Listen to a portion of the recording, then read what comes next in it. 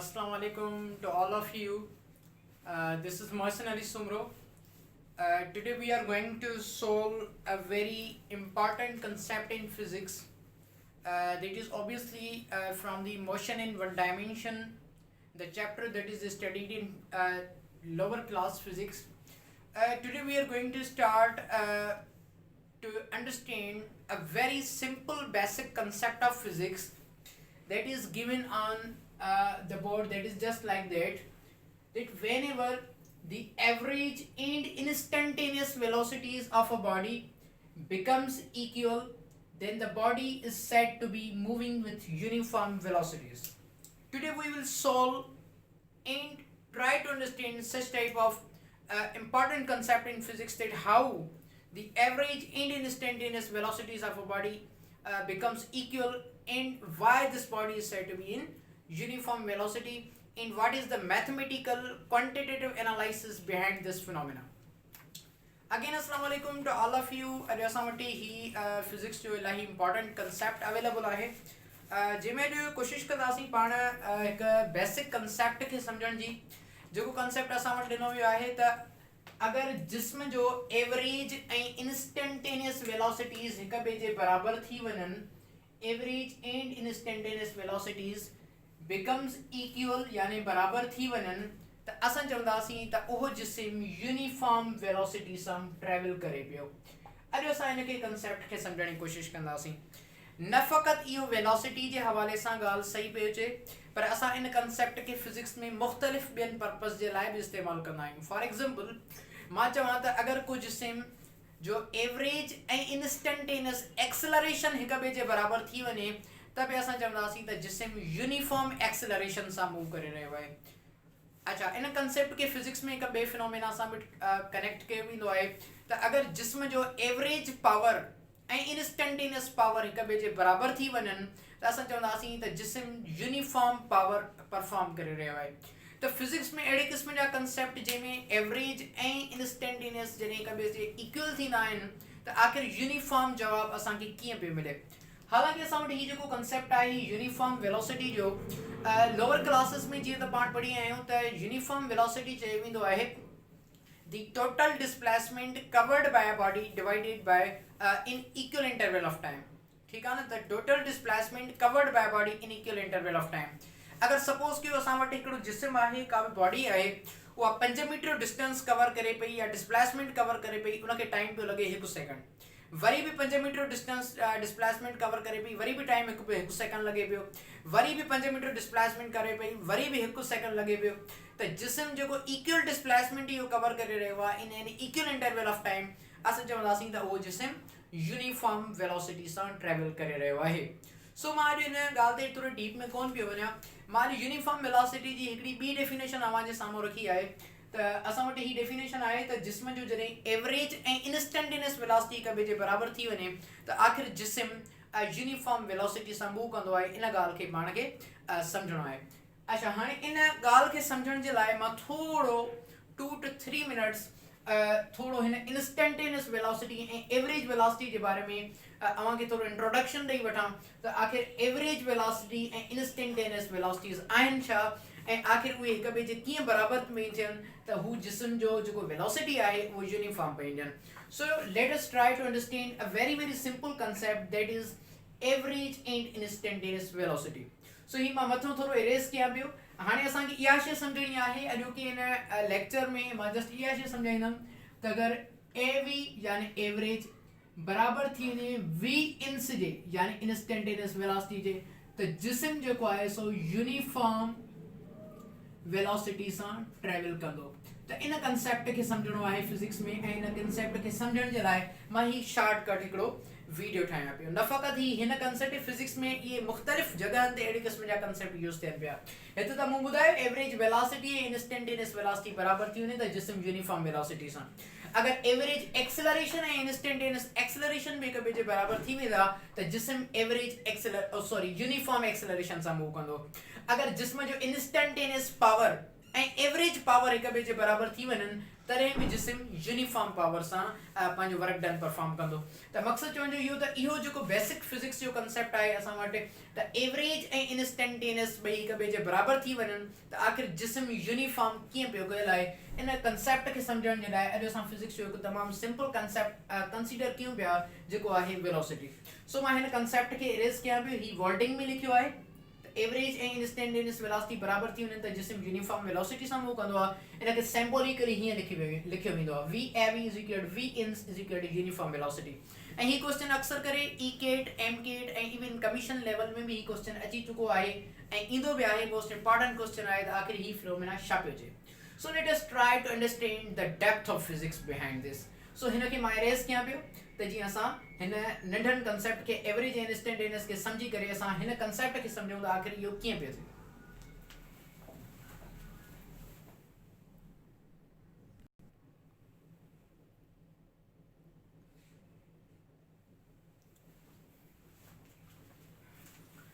अच्छा हाणे असां इन कंसेप्ट खे सम्झण जी कोशिशि कयूं था त ही एवरेज ऐं इंस्टेंटेनियस वेलोसिटी जेकॾहिं हिक ॿिए जे बराबरि थी वञनि त आख़िर जिस्म यूनिफॉर्म वेलोसिटी सां कीअं पियो ट्रेवल करे।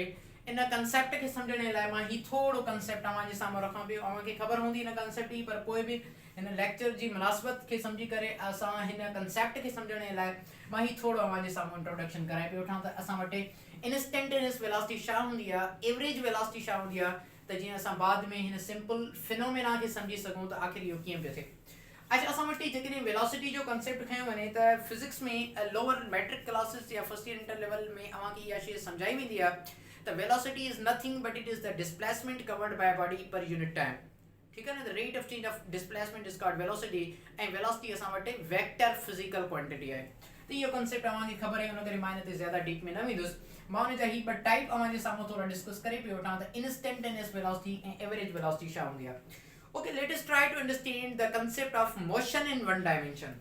यानी सपोज करे वठो त असां वटि ही हिकिड़ो सिंपल सो रोड आहे हिकिड़ो रोड आहे फॉर एग्जांपल हिकिड़ो स्ट्रेट रोड आहे। हिन रोड खे मां कुझु हिन तरह सां ड्रा कयां पियो। ही हिकिड़ो स्ट्रेट रोड आहे जंहिंखे असां थोरो बेसिक कंसेप्ट खे सम्झण जी कोशिशि कयूं पिया। हीअ असां वटि हिकिड़ो रोड आहे। इन रोड ते असां छा पिया कयूं जो कंहिं हिकु कार खे इन रोड ते असां मूव कराईंदासीं यानी कंहिं वेलोसिटी सां का कार सपोज करे वठो त असां ट्रेवल करे पई। हाणे सपोज कयो हिकिड़ी कार आहे उहा कार कंहिं वेलोसिटी सां ट्रेवल करे पई उहो हिन रोड ते ऐं उहो एग्जांपल जेको असां पाण रिलेट कराए रहिया आहियूं उहो कराए रहिया आहियूं मोशन इन वन डायमेंशन जो। सपोज कि हीअ असां वटि हिकिड़ी कार आहे। ही कार सपोज कयो हिन स्ट्रेट रोड में हिन डायरेक्शन में मूव करे रही आहे। अगर मां चवां त ही कार जो जेको स्पीडोमीटर आहे जंहिंते स्पीड लिखी पई हूंदी आहे मोटरसाइकिल में बि आलो स्पीडोमीटर हूंदो आहे। सपोज कयो त ही कार जॾहिं मूव करे पई त कार मूव करे पई हिन ए पॉइंट खां वेंदे पोइ हिन बी पॉइंट ताईं। हाणे अगर कार ए पॉइंट खां बी पॉइंट ताईं मूव करे पई सपोज कयो त हिन इंस्टेंट ते हिन लम्हे ते ॾिठो त इन कार जी जेका स्पीड आहे सपोज कयो let suppose 60 kilometre per hour आहे। लेट सपोज कार मूव करे पई और हिन पॉइंट ते इन लम्हे ते इन इंटरवल ते मूं स्पीडोमीटर ते थोड़ी नज़र वेड़ाई त मूंखे स्पीडोमीटर स्पीड ॿुधाई त हिन जी 60 किलोमीटर पर आवर आहे। थोरो मां अॻिते वियुसि थोरी वरी हिन पॉइंट ते मां हिन जी स्पीड ॾिठी त मूंखे मिली let suppose 80 kilometre per hour. थोरो अॻिते वियुसि और हिन इंस्टेंट ते ॾिठो सपोज कयो मूंखे मिली 100 किलोमीटर पर आवर। थोरो अॻिते वियुसि हिन इंस्टेंट ते ॾिठी मूंखे मिली सपोज कयो 120 किलोमीटर पर आवर। त कंहिं बि जिस्म जी वेलोसिटी कंहिं लम्हे ते ॾिसो कंहिं इंस्टेंट ते ॾिसो ही त टोटल जर्नी आहे न। This is the total journey of the motion. पर सपोज करे वठो त असां कंहिं कार जी हिन पॉइंट ते हिन इंस्टेंट ते वेलोसिटी ॾिठीसीं उहा असांखे मिली 60। हिन इंस्टेंट ते वेलोसिटी ॾिसी असां ॾिठीसीं 80। कहिड़ी बि वेलोसिटी हुजे ज़रूरी न आहे सपोज कयो ही 60 60 60 60 सेम ही वेलोसिटी सां मूव कंदो हुजे। पर मक़सदु चवण जो इहो आहे त डेफिनेशन इहा आहे the velocity of a body at a certain instant. कंहिं लम्हे ते कंहिं जिस्म जी वेलोसिटी तव्हां जेका काउंट कयो उन जिस्म जी वेलोसिटी खे छा चयो वेंदो आहे instantaneous velocity. Let's suppose we are discussing a simple very concept. तव्हांखे हैदराबाद खां जामशोरो ॾांहुं ट्रेवल करिणो आहे। तव्हां बाइक ते वञो पिया ऐं बाइक ते वञो पिया त तव्हां सपोज कयो टूल प्लाज़ा ते पहुता आहियो या कंहिं अहिड़ी पॉइंट ते पहुता आहियो जिते तव्हांजी नज़र जेको आहे स्पीडोमीटर ते अचानक पई ऐं उन लम्हे ते तव्हांजे जिस्म जी जेका वेलोसिटी ॾिठी उहा कहलाइबी इंस्टेंटेनियस वेलोसिटी। बहरहाल इंस्टेंटेनियस वेलोसिटी कंसेप्ट आहे कंहिं बि जिस्म जी वेलोसिटी कंहिं सर्टेन इंस्टेंट ते। अच्छा हाणे ही त थी वई इंस्टेंटेनियस वेलोसिटी जो नंढड़ो सिंपल कंसेप्ट। एवरेज वेलोसिटी छा आहे? एवरेज वेलोसिटी चयो तो ने the total displacement covered by body divided by total time. अच्छा हाणे सपोज करे वठो न हिन कंसेप्ट के मां कुछ ओ हिन तरह सां डिस्क्राइब करे पियो वठां। हाणे सपोज कि ही कार मूव करे पई, सपोज कि पहिरियों उन जो डिस्प्लेसमेंट कवर कियो आहे, लेट सपोज मां तो चाहां त 5 मीटर इन डिस्प्लेसमेंट कवर कियो आहे, उनके टाइम लगो आहे 1 सेकंड। मुझी मर्जी है मैं केतरो भी डिस्प्लेसमेंट खणी सकां तो। मां हिते सपोज कि एग्जांपल खयो है 5 मीटर, थोरो अॻिते कार वई, वरी उन 10 मीटर डिस्प्लेसमेंट कवर कियो आहे, उनके टाइम लगो आहे 2 सेकंड। थोड़ो कार अॻिते वई, वरी उन 15 मीटर मुफ़ासिलो तय कियो आहे, उनके टाइम लगो आहे 3 सेकंड। थोड़ो कार अॻिते वई, उन 20 मीटर मुफ़ासिलो तय कियो आहे, उनके टाइम लगो आहे 4 सेकंड। हाणे मां सपोज कयो तव्हां खां इहो पुछा थो कयां त हिन जिस्म जी जेको आहे सो एवरेज वेलोसिटी मालूम करे ॾियो त एवरेज वेलोसिटी केतिरी थी। हाणे यादि करे छॾियो मैथमेटिक्स में एवरेज जो उसूल हूंदो आहे त एवरेज कीअं कढबी आहे मैथमेटिक्स में। फॉर एग्जांपल मूंखे 2 ऐं 4 जी एवरेज कढणी आहे त एवरेज कढण लाइ मैथमेटिक्स में रूल हूंदो आहे त सभिनी नंबर्स जो जोड़ divided by number of turns. So हिन सभिनी नंबर्स खे जोड़ कयां divided by number of turns 2 आहिनि त उहो 2 रखियो, त अहिड़े तरीक़े सां एवरेज कढी वेंदी आहे। सपोज कयो त असांखे एवरेज वेलोसिटी जो हिते पाण खे फार्मूला ड्राइव करणो आहे त एवरेज वेलोसिटी जो ही कढियो वेंदो आहे त जेको टोटल डिस्प्लेसमेंट हू कवर करे पियो को बि जिस्म, छो जो ही S1 कहलाइबो, ही S2 कहलाइबो डिस्प्लेसमेंट, ही S3 कहलाइबो, लेट सपोज ही पियो कहलाइजे S4। अहिड़ी तरह ही टाइम नंबर 1 कहलाइबो, नाला तो ॾियूं हरू अथरादू T2, ही T3 ऐं इन खां अलावा ही थियो T4। ही अथरादू कहिड़ी बि नॉमेनक्लेचर तव्हां ॾेई सघो था।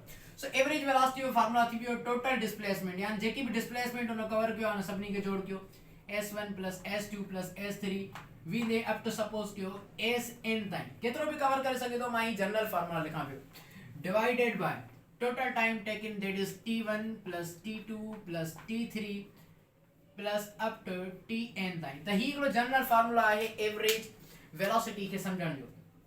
त एवरेज वेलोसिटी कुछ हिन तरह सां कढी वेंदी आहे। हाणे अगर हिन जी एवरेज वेलोसिटी मालूम करण चाहे तो करे सको था। बहरहाल एवरेज वेलोसिटी होंदी है total displacement covered by body divided by total time. हाणे मां हिन ते ज्यादा टाइम ज़ाया न कंदे हाणे इन कंसेप्ट खे सम्झूं था त मूं ही तव्हां खे थोड़ी इंस्टेंटेनियस वेलोसिटी जो कंसेप्ट सम्झायो ऐं एवरेज वेलोसिटी जो कंसेप्ट सम्झायो त कीअं कढी वेंदी आहे। हाणे मां तव्हां खे इहो थो ॿुधायां त भला ही कंसेप्ट फिजिक्स में कीअं आहे। हाणे असां एतिरा क़ाबिल थी चुका आहियूं त जीअं असां हिन कंसेप्ट खे सम्झी सघूं त एवरेज ऐं इंस्टेंटेनियस वेलोसिटी जॾहिं हिक ॿिए जे बराबर हूंदियूं आहिनि त आख़िर जिस्म यूनिफॉर्म वेलोसिटी में छो कहलाइबो आहे, कीअं कहलाइबो आहे। Okay let us try to understand this concept.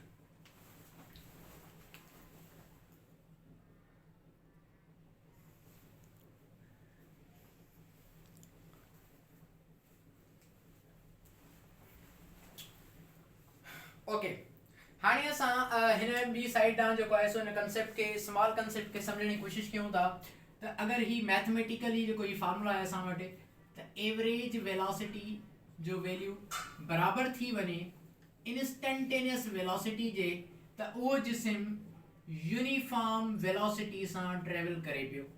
In simple concept खे सम्झण जे लाइ मां थोड़ी मैथमेटिकली इहा शइ सम्झाइण जी कोशिशि कंदुसि त आख़िर ही शइ कीअं पई थिए। हिन जो ग्राफ भी ठहंदो आहे, उन ग्राफ ते असां बाद में डिस्कस करे पिया वठूं।